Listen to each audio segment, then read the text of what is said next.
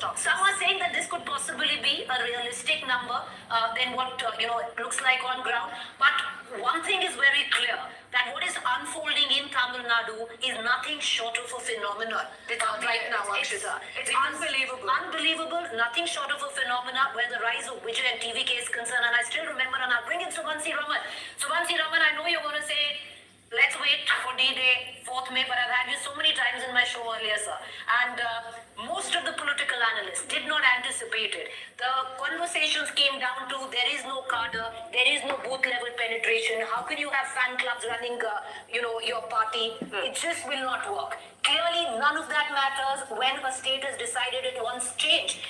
Directionally, one thing is clear, Sumansi Raman. Two big pollsters directionally are bang on with placing TVK A ahead of AIDMK and over 60. Pretty good luck to them, and this is good entertainment for the next 3-4 days. We can go on and discuss and say that Vijay is going to become Chief Minister, Prime Minister, or whatever. But none of this seems to be found in any kind of logic. Look, let me ask you a simple question.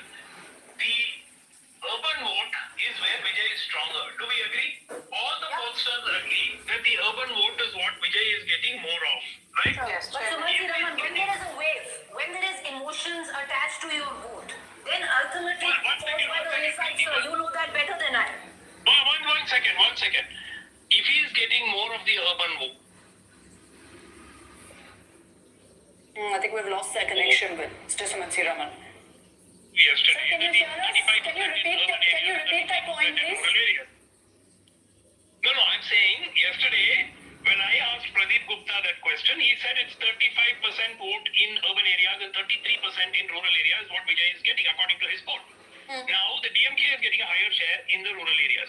Now, what makes no sense is the DMK holds the bulk of the seats in the urban areas. If Vijay is doing fabulously well in the urban areas, the DMK is gaining seats. None of this makes sense. No, that's because I'll tell you why, Mr. Sumansi Raman. If you look at the region-wise breakdown that Pradeep has given us, at least based on his data, he suggests that the DMK is doing very well in Delta.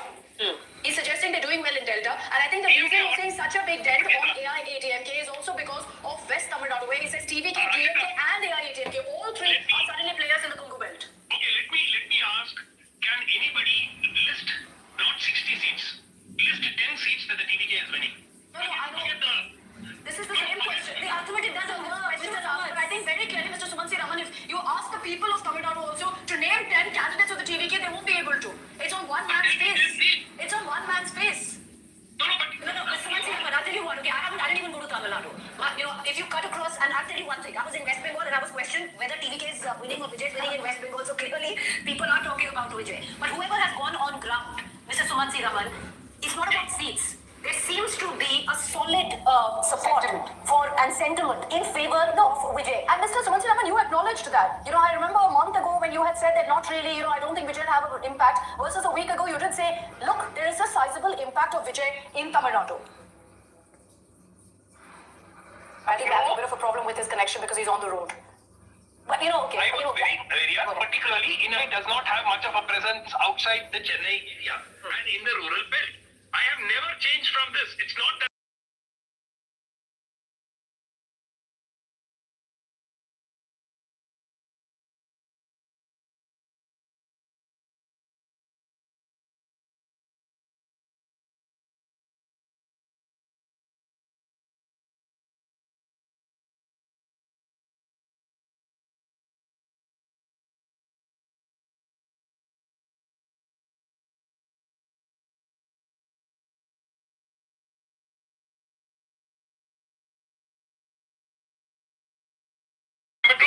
But certainly not in rural Tamil Nadu.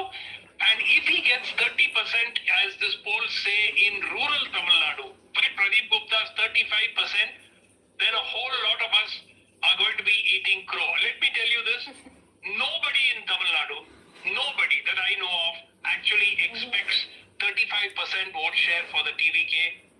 But it is difficult, and I understand, Subansi Raman. It is difficult for anyone. There is a distinction which has been made between Chanakya and Axis My India, their sheer approach to this entire, calculation.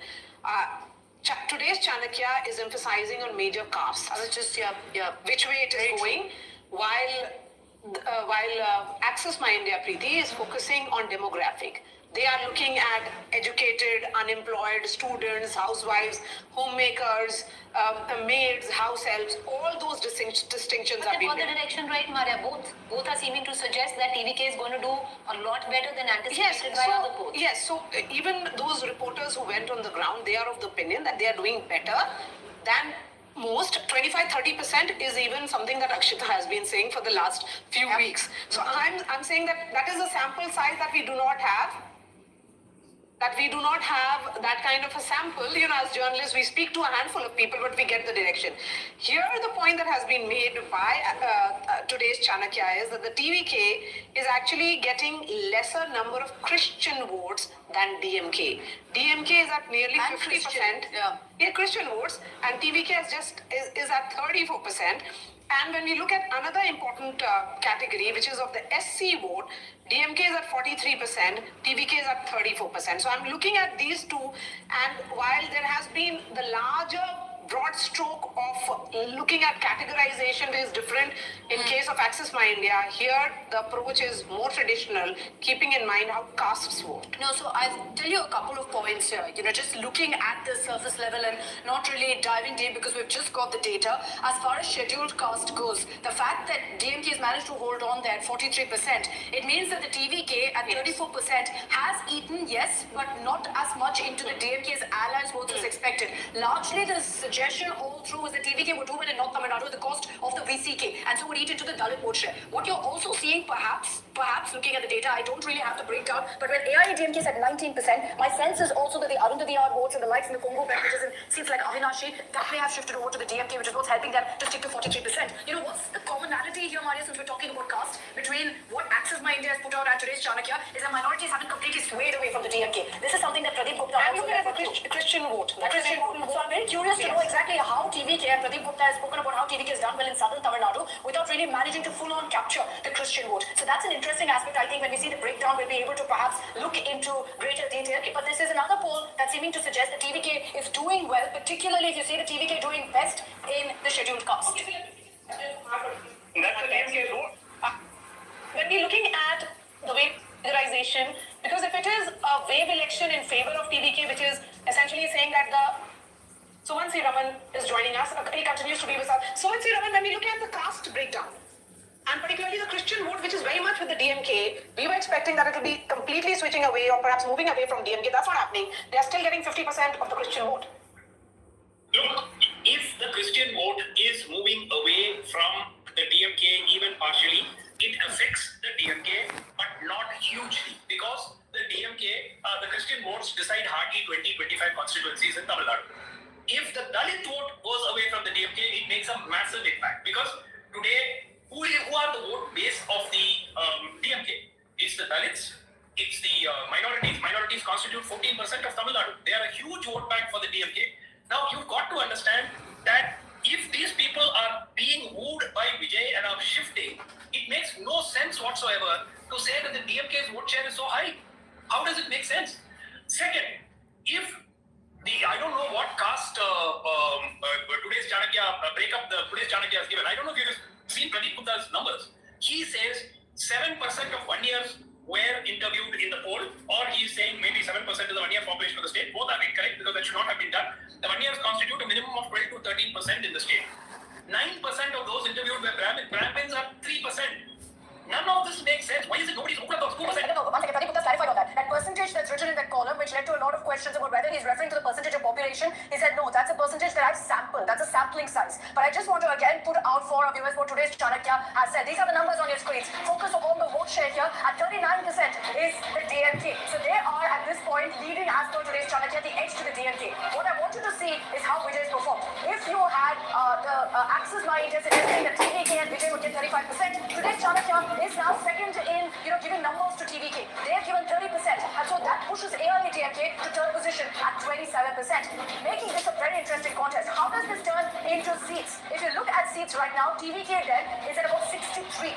Remember, Axis Minded gave 98 to 120. 63, give or take 11 is the numbers Suresh Chanakya has given. As far as the AIADMK is concerned and DMK is concerned, first the DMK with their allies is at 125. The AIADMK once again in third position at 45. AIADMK plus their allies. You know what's interesting here, Preeti and Maria, is that while you've got today's Chanakya, Axis My India, suggesting a similar trend as far as AIADMK goes, so putting them in number 3, there are two pollsters, Vote Tribe as well as JVC, who've actually said AIADMK will emerge number 1 over DMK and TVK. So you've got every possible permutation or combination of exit poll right now.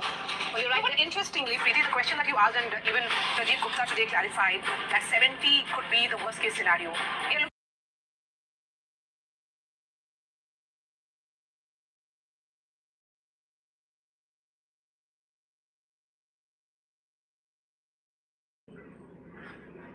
see something like Rahul Verma, anti-incumbency was palpable.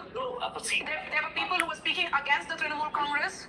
There were women who were speaking against the idea that 1,500 rupees is not enough. So when we look at multiple vote banks, the shift was also evident. Preeti, you think so too? Well, okay, I'll tell you what I think, what I saw. Did I see consolidation where the Hindu vote was concerned? Definitely I saw consolidation, and I'll draw a parallel. Because Rahul, you also cover, you also looked at Bengal in the 2021 elections. What you saw in terms of, and I'll give you an example. I remember I was going through Birbhum.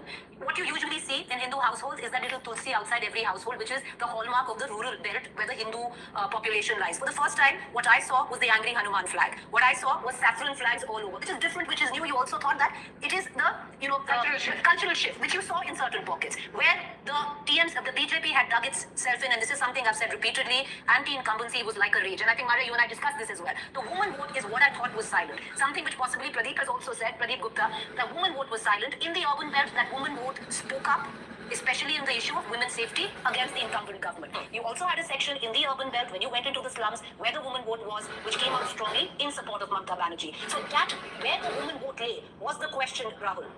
Over to you, because you asked us what we saw. See, without all of this coming together, BJP cannot get this number. There is no doubt in my mind about that. I wrote a whole article on 23rd of April saying that BJP breach electoral wall. The answer was yes, it is possible, right? But the possibility of BJP basically reaching to majority mark and whether they can touch 200 plus are two very different things. Bengal's demographic composition, the way sort of like communities are placed in different pockets of this state, it does not allow, like it's just structurally is very, very difficult for BJP to cross the 200 mark. So I'm not saying it's impossible. All I'm saying it's like the probability of something like this happening is very low. Now, No, but you're saying you don't quite agree with these numbers. Is that what you're saying? I'm saying that there is no detail to like agree with. Like most people, It doesn't add up. Is that what you're saying? yeah, large number of people reported that there is anti-incumbency, right? No, but Preeti, I remember when you had told me too about the arithmetic point. See, think of it. Bengal is a unique state. Between 1977 and 2026, 50 years, there was a change of power only once in 2011. I'm not saying the change of power cannot happen in 2026, right? But change of power in Bengal, hegemonic parties cannot be defeated. Oh, I'm unhappy with my government. It requires a lot more things for that to happen. And so, when I agree with the incumbency, SIR, presence of ground forces, women basically saying we need more, right? All of this has What is the past precedent? And Sajan and Rahul can come in. I just want to ask Sajan, maybe you can take that question. What has been the past precedent where a political party has practically garnered in a single election over 70% of the Hindu vote? See, that was a wave. 77 was when Janata Party decided not to give 50% seat to CPM, they contested alone. But so much was anti-Congressism that it was a wave. Post Nandigram and Singh, when Mamata contested, right? Then there was not 70%, but it was almost 2/3 of Hindus who voted, but alone. But these parties were catering to 100% votes. Mind it.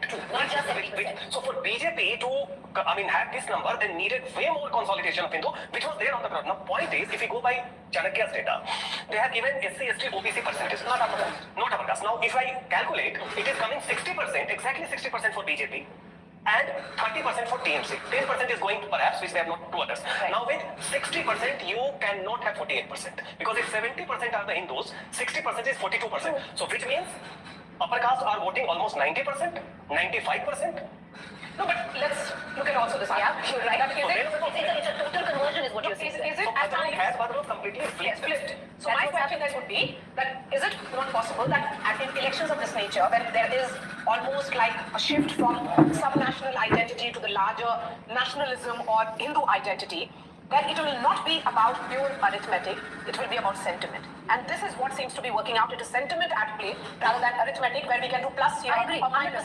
This is a wave election for the Bharatiya Janata Party. If you go by If you go by these numbers, once again, please take it with a pinch of salt. Let me also please welcome Gaurav Sawant, our senior managing editor who joins us. Gaurav, you've been looking at the numbers very closely. What do you make of it? You have at one end today's Chanakya, who has once again queered the pitch because till now it seemed to be dead heat. किसी ने थोड़ा ज़्यादा दे दिया, किसी ने थोड़ा कम. Today's Chanakya decisively has said that it is going to be Modi Sarkar in West Bengal. It's very interesting. So now it remains to be seen whether these result numbers hold, that it's going to be chemistry or arithmetic. If the chemistry works, then these numbers hold. If it's just arithmetic, then it's that daily 2% here, 2% here, 3% here. That's the conversation like. But what is extremely interesting, some of the questions that were being raised about the deployment of the security forces. And we were going, in depth on why were these security forces deployed in Bengal. Yesterday, we heard Mamata Banerjee very upset when she came out of Bhawanipur after voting, saying, unprecedented, I've never seen this kind of security forces being deployed in the state. And then we just went a little in depth to see why were security forces actually deployed in these numbers. Now when you go and look at past elections, and since everyone's covered elections in Bengal on ground in the past, look at the violence and look at the statistics that come out of Bengal. I mean, we all know Bengal actually is the most violent state in our country. Politically violent, politically most violent state in our country. Absolutely. Post-poll and pre-poll violence. Look at the armed conflict location and event data. Bengal leads poll violence in India, and the Trinamool Congress incidentally, this is data that's publicly available. It's involved in 64% of poll violence in the past decade. Bengal, why is it looked at most violent in 16 elections in large states in 10 years? But one second, there has to be a cultural context to it, and I'll bring it. Whatever be the context, you deploy security No, one forces. second, allow me to, because it's not just something that has happened in the last 15 years. And Sajan, you also know, right from 1947, 48, 1905, 1905, and this has been the left's culture. This has something that was picked up by the TMC. 64,000 killings under CPM rule. See, it's been the culture. It has been the culture in West Bengal. Political violence. Of course. You can be Bhadralok or you can be most violent. No, so you can't be both. You can't be both. I think that's what happens even in Kerala, for example. Like Chennai, there is a lot of political violence, but in whole violence has halted. These are all facts. There can be no justification for violence. Nobody is justifying violence here. Nadu, spokesperson of the BJP, joins us. We also have Saurabh Chandar, who's the spokesperson of the Trinamool Congress. Before I bring in Tuhin, because of course you'll be celebrating the numbers of today's Chanakya, I want to understand from you. Okay, let me bring in Tuhin now. Tuhin, the number of 192 that has been projected by today's Chanakya, they've got multiple elections, right? There is a great degree of caution also. Somebody like Pradeep Gupta, renowned psephologist, who is of the opinion that given the fact that among, despite traveling almost like 9,000 kilometers, he would rather not reveal the data because there is a high percentage, almost like 8 in 10, who have not revealed their choice. They are of the opinion that they should be like, they went with will not respond, sorry. So are you not worried that if there is a high percentage of silent voters, they could be going either ways? Well, good evening, Maria. Good evening, everybody. With all due respect to my good friend Pradeep Gupta, I was hoping he would withdraw his Tamil Nadu prediction today, but he seems to be confused. He has not commented on West Bengal at all. Where I was listening to one of your, I was listening to the previous discussion. It's really the chemistry which is at play. In an election like the one which you have witnessed in West Bengal 2 days ago, you don't need an exit poll. The messaging of BJP, Bhai versus Bharosa, was reiterated at every point, not just by the BJP, by way of reinstating, trust, by way of ensuring that everybody got to vote, and by ensuring that not a single murder took place in these two phases. Mamata Banerjee and Abhishek Banerjee kept reiterating the fear element, kept threatening. So I think I completely agree with today's prediction of Chanakya. It's going to be a one-way victory, at least 180 plus. But also there is a point which I have been making and which I would highlight once again over here. Every time there is a momentum on our side in the last 2 years, you will realize that there is an incremental vote which builds up in the last few days. People don't want hung assemblies. People don't want slender victories or slender victories. They rather they believe in going either way. When they are voting out the government of 15 years, and when they voted out CPM government of 34 years, Bengal, like most states, does so decisively. And it doesn't have the history of voting out every 5 years. That's why we are seeing if these numbers hold will be the kind of This time. idea right there. Let's just go to the polo polls and let's bring in Saurav Chandra, spokesperson TMC. And Saurav Chandra, the latest, I know, because you're going to totally disregard the poll saying that none of this will happen. 4th May will be a different number. But humor us and look at the poll of polls. Yes, take them with a pinch of salt or a bag full of salt. But you have the BJP being projected at 192, the TMC at 100, where today's Chanakya is concerned. Your best bet lies in the projection by Janmat, where it is 197 to the TMC and 65 for the Bharatiya Janata Party. Net, Saurav Chandra, what most of these polls seem to suggest that Bharatiya Janata Party has a clear edge. First and foremost, Preeti ji, good evening to you and to all of the panelists. I would really like to say that, like you rightly pointed out, I would take this with a pinch of salt. And you see, if you look at the numbers, other than today's Chanakya and Janmat, other than that, if you see the other exit polls, they are a tightrope walk. It is a and it's very difficult to call. I'll tell you one personal assessment of mine, and this may not be an opinion which all of you will agree with. But in Bengal, the problem is when people were being asked, who are you voting for? They are not saying this. Now, the BJP will interpret this as fear. I would interpret this as wisdom by saying that they don't want to reveal who they are voting for. It is as simple as that. So, I would really like to hold my horses and keep this vote. Tuhin, would you want to come in? And I'll tell you the question I'd like to ask. And we'll bring in Rahul Verma on the numbers later. And I'll bring in our interview, and we just spoke. Maria and I had a chat with Pradeep Gupta. And he said very clearly, that, listen, the BJP seemingly doing well, but in the urban belt, 8 out of 10 are not speaking. In the rural belt, 7 out of 10 are not speaking. When we asked what is the demography, gender of this 8 out of 10, 7 out of 10, he said mostly women.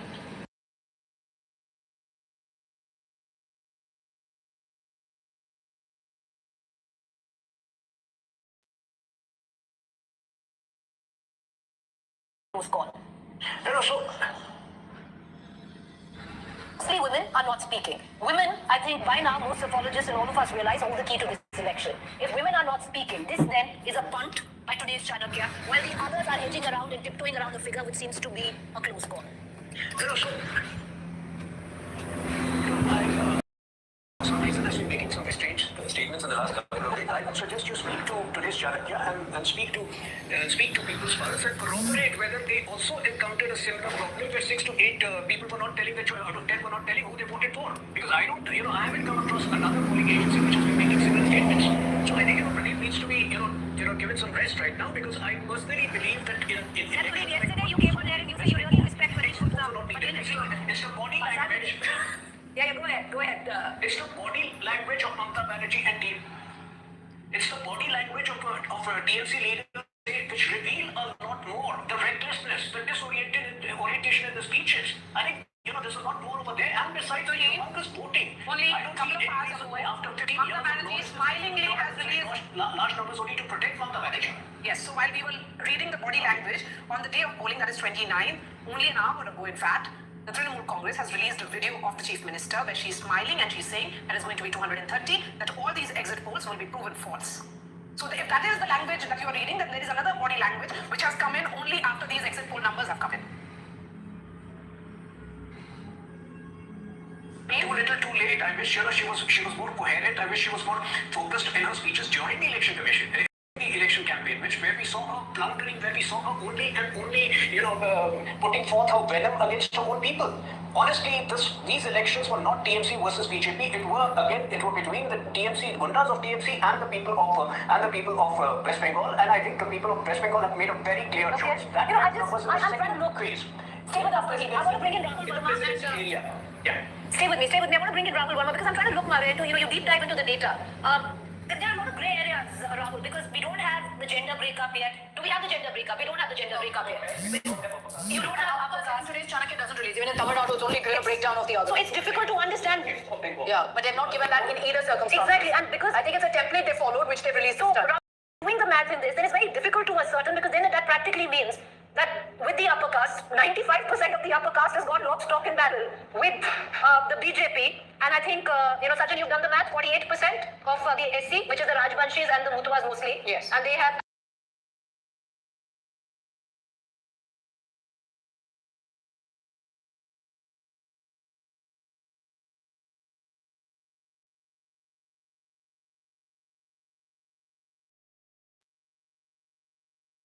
2021, and they understood that what was not resonating with the people.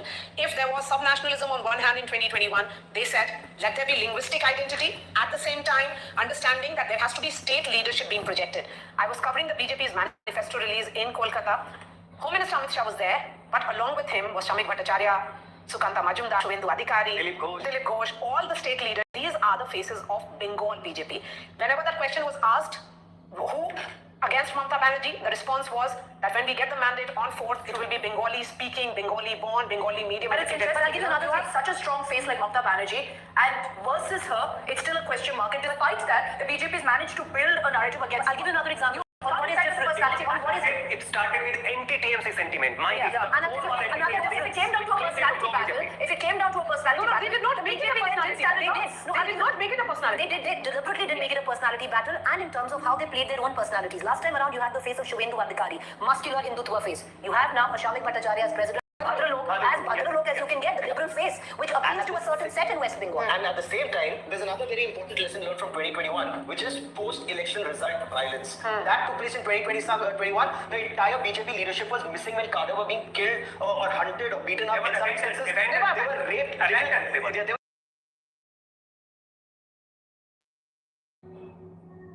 There was a lot else also which happened on the other side, which Mamata Banerjee and the TMC would like to suggest. So, in that sense, one needs to give credit to Mamata Banerjee as well. But And Preeti, among all, then we'll be talking about the cult of Mamata. then we'll be talking about is Mamata moving to center. Exactly. Then the conversation will be, should Rahul Gandhi be worried? Is Mamata Banerjee, after she history though, if she comes in for the 4th consecutive term, for a woman chief minister, Jayalalitha has done it 4 times but not consecutively. So if Mamata Banerjee does it, then she will, as consecutively, if Mamata Banerjee does it in a consecutive manner, she will create history. Actually, the Amma of Bengal. Okay, Saurav is smiling. Perhaps he is in agreement with the later part that has been discussed. Saurav, go ahead. I just want to say 2 small things. First and foremost, all this discussion really makes me positive. That's true. I give it to you. The second thing is my compliments to Preeti ji for a wonderful tweet which she had put out. Really, let's not as go a there. Bengali myself. Let's not go there. No, thank you because I've gotten told for it. But if somebody reads the whole piece, they will know it also talks about how there is support for Smriti Irani as well, because it's made largely clear, and about women's safety. And about women's safety. I totally agree. I agree with the fact that you've presented a very balanced tweet. But I I think Preeti saying thank you, but read the whole thing. Okay, I think we'll just end this discussion here. Let's leave it at. And in fact, let's play that story that has been put together by our team.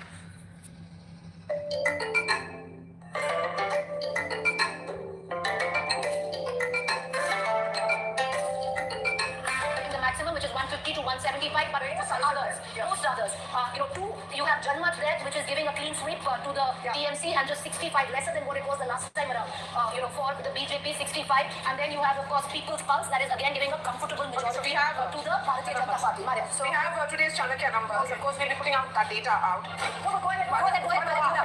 48% to the BJP. Today's Chanakya says it is going to be 192 plus minus 11 for the BJP.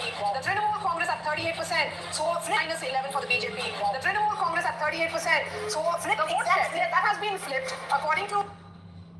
They are giving 100 seats plus minus 11 for the TMC and BJP at 192. Okay. And that's like a number that none of these posters have. No, more than is that why you have 192? No. We are looking at 192 plus minus 11. 192 minus 11, so It's touching 200. So basically, what the projection of today's Chanakya is, Akshita, flip it. Last time around 2021, vote share of the TMC was 48%, vote share of the BJP was 38%. Exact flip. So what is really happening? If these numbers are true, that means that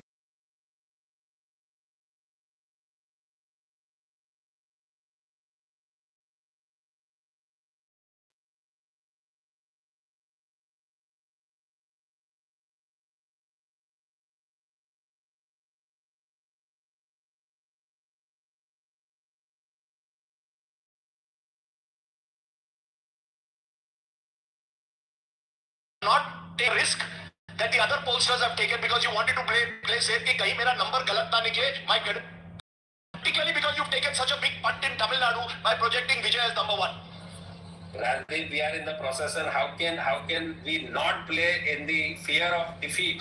That cannot be the case anyway. And you know that even in Bengal in 2016 we were bang on. We predicted 230 to That was 40 2016. and also 2019 Lok Sabha election. Yes, we were not right on last two occasions, but that is the more reason why we wanted to make a point and prove a point that this time we will come out correct. But for that, we have to have the figures and data in front of us. Otherwise, Pradeep Gupta or Access Mandia never do any kind of a guesswork. No, you're saying you never do any kind of guesswork, but is it also not true? Were you under any pressure from anyone else, any outside agency, whether a political party, whether it's the BJP, Trinamool Congress, were you under any pressure? Ki Pradeep Gupta, if you reveal the numbers and they're showing a particular direction, it will completely change the mahal. Sach bataiye. This is all speculation. You know that any political party, what does it affect the matter for them in exit poll? Not at all. Not at all. These are the rumors. It can affect the market. Tomorrow, Friday morning, the markets will open. Pradeep Gupta has predicted 2/3 victory to the BJP. Nothing of that sort. I don't know about that market and all that. All I can say is that this is my profession. And if I don't do this kind of thing in future, how can I survive? There is no question of doing all these things. Otherwise, I will be out of profession anyway. But tell me, Pradeep, when you're looking at when you're saying that these voters are silent, what does that suggest? Does that suggest clear? Yes. Nothing of. That has created, I can tell you, shockwaves. People are saying, This is my sample. And 2024. I'm glad to see you smiling now. Agar galat nikle, you know what will happen. Ranjit, with the 0.1% sample size, 1:1,000 times, we can go here and there sometime, not a problem. In like a sports, we can emerge as a victorious, one can be defeated.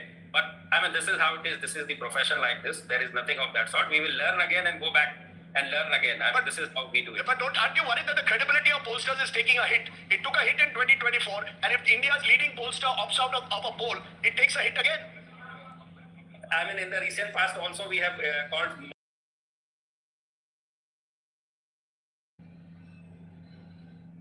This time it's basically, I mean, pent up Negative TMC Mamta, frustration whichever because BJP is the contender, default beneficiary. True. Therefore, Mamta still is in the game. I agree. Okay, I want to bring in Professor Naidul Islam. Mr. Islam, Professor Islam, you heard various dimensions to this argument, because there is this argument that if the left could lose dramatically from 2006 from to a 41%, a 9% vote share, history can repeat itself. Look, left is not an issue here in this argument. It's just, I want to just remind Sajjan that BJP always gets more votes in the Lok Sabha election than in Vidhan Sabha elections since the 1980s. If you look at 2016 assembly elections, where the BJP was 10%, down from 2014, 17%, and that 10% within 3 years, between 2016 and 2019, got shot up to 40%. And then 40% in 2019 come down to 2021 as 38%. And again in Lok Sabha is 39%. So the overall trend of the BJP is that if you look at it from 2009 and 90s, 80s, the elections in Lok Sabha, BJP gets more votes because people think that a national party would form a government at the center, while a regional party would form a government at the state level. And even if the CPF was technically a national party, it was always in practical purpose was a regional party. And now in the Trinamool thing, it's absolutely regional party. What I think is the more problematic issue with the BJP is that from 2021 to the 2026, the 22 bypolls, in some of the bypolls, the BJP came third, and the vote percentage of the BJP has come down. So the 17%, percent that they got in 2014. Professor Islam, I know I'm interjecting your train of thought, but the reason I'm doing so is usually it's considered bypolls in local elections are pro-incumbent. No, that I understand. No. What you have to understand is that whenever there is a change, even the opposition party, the prime opposition party also win bypolls. It can't come third in certain things, right? The point is Professor Islam, since you're making that argument, what explains that here is the BJP which went up from 3 seats very, very small, in 2016 to 77 in 2021. What are the signs that happened before that? Sorry, 2019 to 2021? I'm saying from assembly to assembly. Let's move from assembly